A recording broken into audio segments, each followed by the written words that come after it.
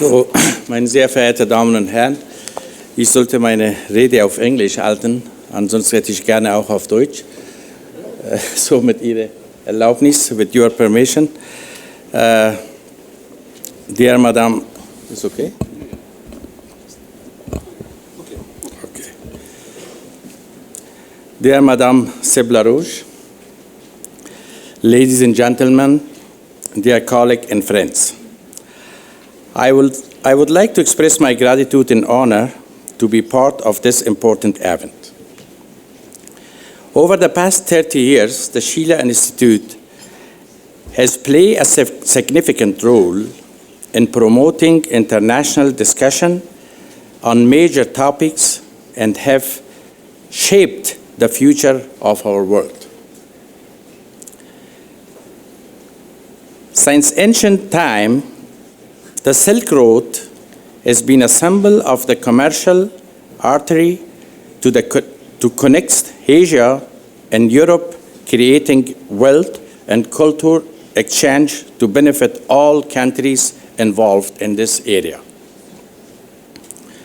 Our conference today, and I hope to build on this ancient tradition by bringing together scientists and politicians to develop a new Silk Road and begin the process of healing, integrating, and regenerating, as this region, this very important region, Central Asia.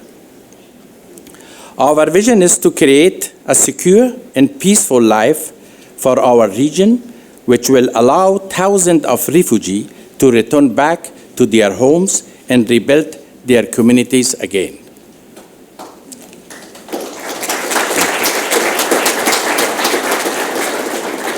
This conference shall take at the possibilities of how we can create such a future. A future based on economic, social, political, and cultural cooperation that will bring stability and prosperity to Eurasia, which is so desperately needed in this period of time. We should not forget the most important issue of security and the outpouring of the elements that are unstabling the entire region. I mean, those people, they are the factor of instability in this region. On those countries, they are harboring the terrorists and insurgents in the name of religion. These countries should be recognized. I believe that we should work to build on infrastructure and pathways to facilitate this vision through trade and economy.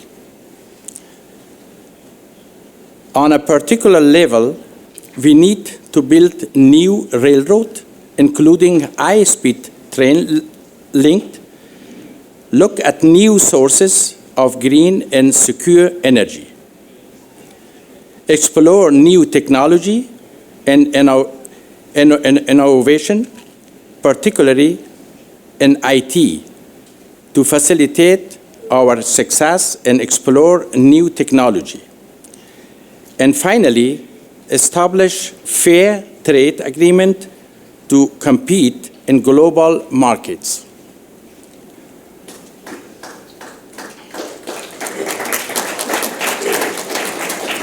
Our ancestors of Deutsch, unsere Vorfahren, with their limited technology and standard, were able to sustain this important trade link for more than a millennium.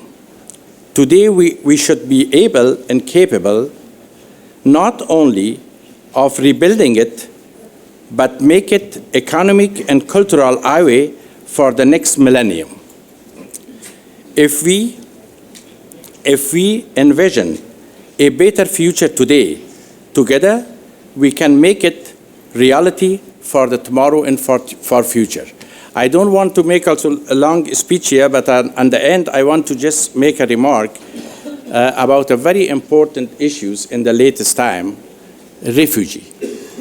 I am coming from a country that Afghanistan, since this beginning of the 80s, after the Soviet invasion, became a land from this countries leaving our young generation and families, and those people, they was studied, and Afghanistan was needed very badly, this country, also these people. Now, my question is to the international community. Why, despite all those billions of dollars support and contribution from United States, from European Union, from regional powers like China, India on the top, why still Afghanistan is unquiet and their young generation leaving the country?